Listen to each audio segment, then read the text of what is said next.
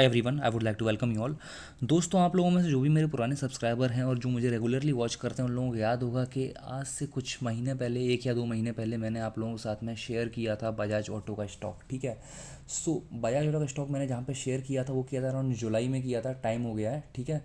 और जुलाई में जब मैंने इसके साथ जब ये स्टॉक आपके साथ में शेयर किया था उसके बाद में इस स्टॉक में तेज़ी आई थी। अराउंड 7 to 8% ये ऊपर गया था, 8% के आसपास ऊपर गया था, मुझे अभी भी याद है।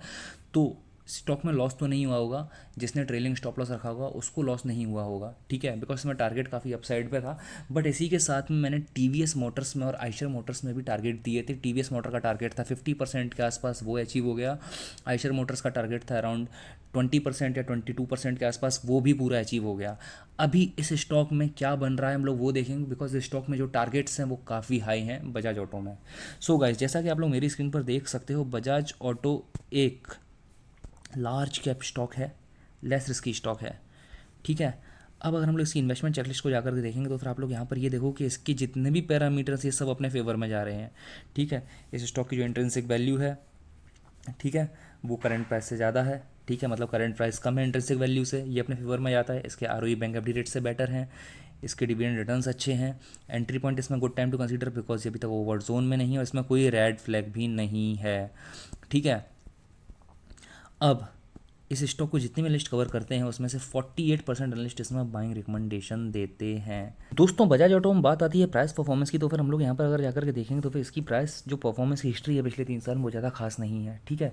पिछले एक वीक में ये अराउंड 2.7% अप है, पिछले एक महीने में ये डाउन है 1.5%, पिछले 3 महीने में 9.5% डाउन है। ईल्ड टू डेट में ये सिर्फ 12.9% अप है।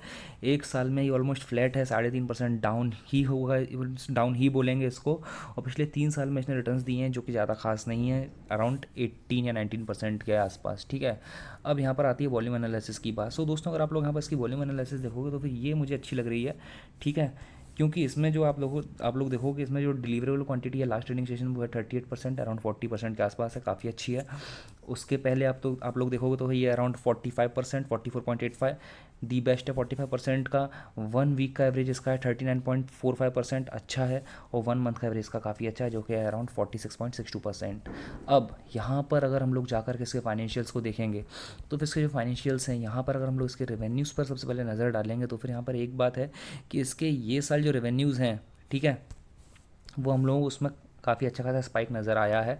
और इसमें भी अगर हम लोग देखेंगे तो फिर इसके लास्ट ईयर रेवेन्यू डाउन हुए थे, उससे पहले भी थोड़े डाउन हुए थे, बट ऑन एन एवरेज ये ठीक ठाक चल रहा है। इसके साथ में अगर हम लोग इसके प्रॉफिट पर नज़र डालेंगे तो इसके प्रॉफिट में भी यहाँ पर इस साल हम लोग अच्छा खासा स्पाइक देखने को मिला है।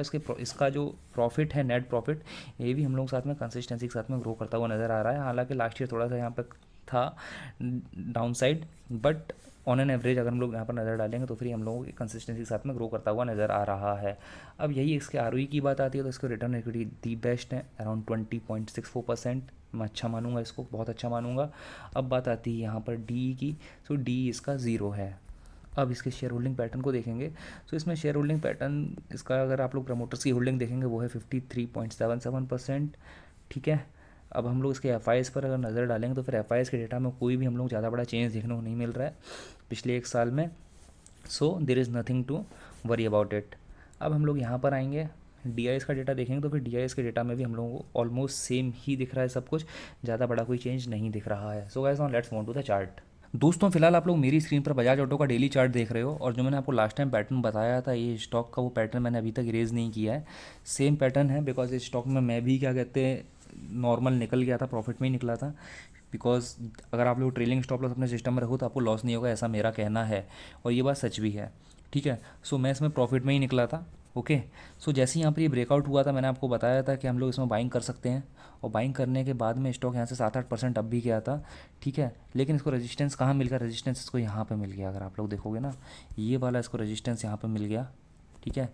ये जो लाइन जा रही है, ये यहाँ पर इसके जो कुछ पॉइंट्स मैं आपको यहाँ पर हाईलाइट करके दिखाऊंगा, ये देख रहे हो, ये यहाँ पर इसको रेजिस्टेंस मिला। इसने ये वाला जो गैप था, ये वाला गैप ऑलमोस्ट इसने फिल किया, वहाँ से ये वापस से कुछ दिन उधर ही उसी एरिया में ये घूमता रहा, कंसोलिडेट करता रहा, उसके बाद में इसमें डाउनफॉल आया है, ठीक है। सो ओके, कोई बात नहीं। अगर आपने ट्रेलिंग स्टॉप लॉस रखा रहेगा तो आपका स्टॉप लॉस हिट नहीं हुआ होगा। और मैंने इसमें कोई रिकमेंडेशन तो आपको दी नहीं थी, जस्ट एक एनालिसिस शेयर की थी। So please conduct your own research and analysis before initiating any position any stock, ठीक है। अब यहाँ दोस्तों अगर हम लोग इसके वीकली चार्ट पर जाकर के देखेंगे तो फिर आप लोग यहाँ पर जाकर के नोटिस करो कि वीकली चार्ट पर यहाँ पर कुछ इस तरह से एक पैटर्न बना रहा है, या फिर अगर हम लोग इसको सीधा भी रखेंगे इस वाली लाइन को, ठीक है, सो ये समवेयर अराउंड कुछ इस तरह से एक रेजिस्टेंस इसके लिए एक्ट करता है, और जैसे ही ये ब्रेकआउट होगा ये यहाँ से ऊपर अपसाइड में जाएगा ही जाएगा, ठीक है।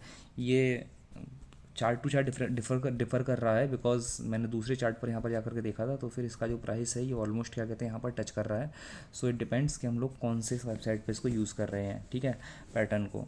सो एज ऑफ नाउ मुझे यहाँ पर क्या दिखाई दे रहा है, वीकली चार्ट पर अगर मैं आपको दिखाऊंगा, वीकली चार्ट पर ये स्टॉक अभी फ़िलहाल यहाँ पर नीचे सपोर्ट लेता हुआ दिख रहा है मुझे, ठीक है। इसने काफ़ी अच्छे खासे यहाँ पैटर्न्स बना दिए हैं, और इसने प्रीवियस जो 3 कैंडल्स हैं इसने काफ़ी बुलिश कैंडल्स भी बनाई हुई हैं, ग्रीन कैंडल हैं, ठीक है। और इसने इस वाली कैंडल को जो लास्ट रेड कैंडल है इसको भी कवर कर दिया है, ठीक है, इस वाली कैंडल को। So I am expecting further upside in this stock. हम लोग इसमें जो स्टॉप लॉस लेंगे, स्टॉप लॉस हम लोग काफ़ी छोटा मिलेगा। हम लोग स्टॉप लॉस कहाँ लेना पड़ेगा, हम लोग स्टॉप लॉस लेना पड़ेगा यहाँ पे, ठीक है, यहाँ कहीं पे हम लोग को स्टॉप लॉस लेना पड़ेगा, ठीक है। यहाँ कहीं पे हमारा स्टॉप लॉस आएगा, हमारा टारगेट क्या रहेगा, फर्स्ट टारगेट हमारा रहेगा ये वाली लाइन, ठीक है, जो कि अराउंड 4300 तक, ओके।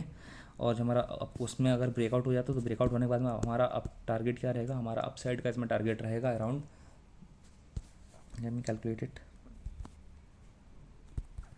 ओके,